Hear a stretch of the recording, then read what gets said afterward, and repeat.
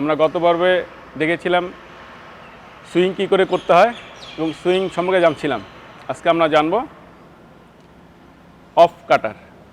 Of কাটার আসলে কি এবং অফ কাটার কী করে করতে হয়। তো ডানহাতি ব্যাটসম্যানের জন্য এবং ডানহাতি পেস বোলারের ক্ষেত্রে অফ কাটারটা হচ্ছে তুমি আঙ্গুলের সাহায্যে তোমার বলটাকে ডান দিকে খুব দ্রুত কাট করার মাধ্যমে যে টার্নটা হবে সেটাই আসলে মূলত অফ কাটার। তো চলো আজকে আমরা দেখব কি করে অফ কাটার করতে হয় এবং সিকোয়েন্স অনুযায়ী কীভাবে অফ কাটারটা শিখতে হয় আর এটার গুরুত্বই বা কী। প্রথমে বলে নিই অফ কাটারের গুরুত্বটা। এই অফ কাটারটা আসলে বল যখন পুরাতন হয়ে যাবে সেই সময় একটা কার্যকর পদ্ধতি যেটা দিয়ে আমি বা আমরা বা তোমরা উইকেট পেতে পারো। এটা একটি পেস বলের অন্যতম ভেরিয়েশন।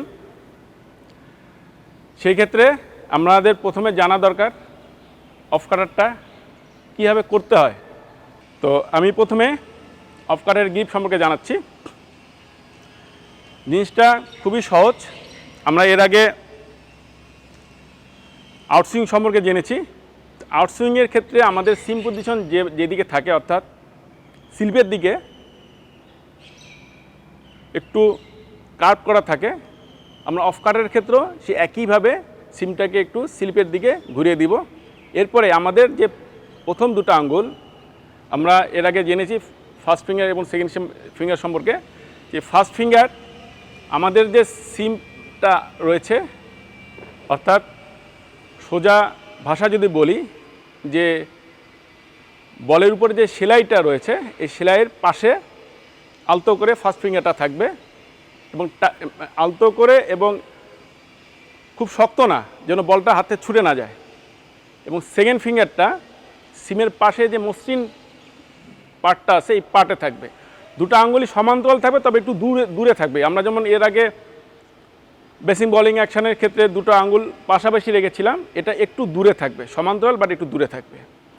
আর থাম যেটা বলছি আমরা বৃদ্ধাঙ্গুল, এটা এখানে যে আমার বলের যে সিমটা আছে এটার থেকে একটু বাইরে থাকবে। এই হচ্ছে আমার অফ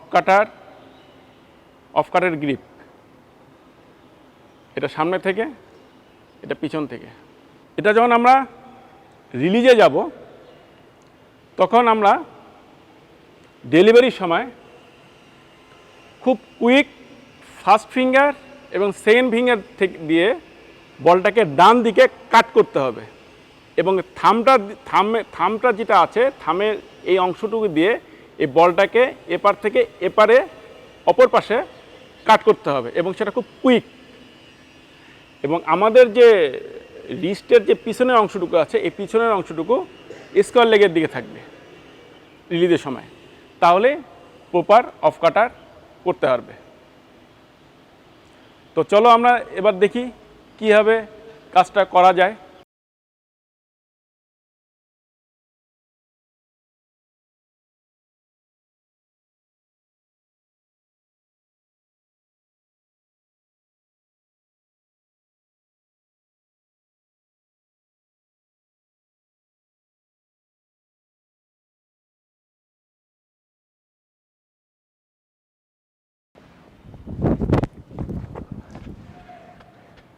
এই যে আমি যে বলটা করছি,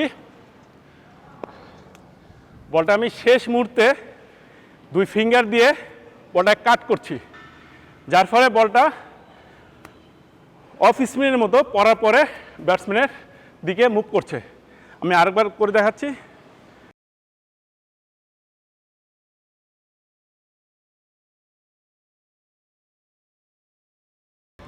ঠিক আছে, তোমরা দেখতে পারলা বলটা পড়ার পরে বলটা একটু স্লো হলো এবং বলটা রাইট হ্যান্ড ব্যাটসম্যানের ভিতরের দিকে ঢুকলো। অর্থাৎ তুমি যদি রাইট হ্যান্ড বলার হয়ে থাকো তো বলটা করার পরে বল ডান দিকে মুভ করবে। ওকে, তো এটা আমার সিকোয়েন্স অনুযায়ী এখন আমরা অনুশীলন করব অফ কাটারটা শেখার জন্য। আমরা এর আগে বেসিং বলিং অ্যাকশনের সময় আউটসুইং করার ক্ষেত্রে আমরা যে সিম পজিশনটা রাখছিলাম সেই সিম পজিশনটা থাকবে ফার্স্ট স্লিপের দিকে, এবং তোমার শাইনিং পার্ট যেদিকে থাকে আউটসুইংয়ের ক্ষেত্রে সেমভাবেই থাকবে। ক্লিয়ার?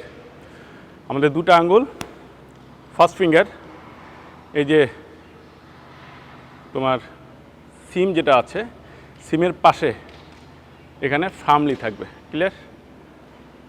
ফার্মলি থাকবে, এবং সেকেন্ড ফিঙ্গার যেটা আছে সেটা মসৃণ যে পার্টটা আছে এখানে অবস্থান করবে।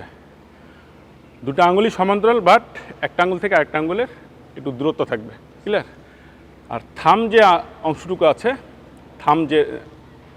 থাম থাকবে হচ্ছে সিমের বাইরের অংশে।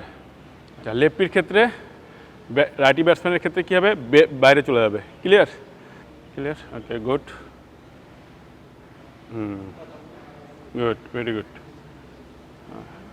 তো এটা শাইনিং পার্টটা খেয়াল করবে, শাইনিং পার্টটা কিন্তু তোমার আউটসুইংয়ের মতোই থাকবে।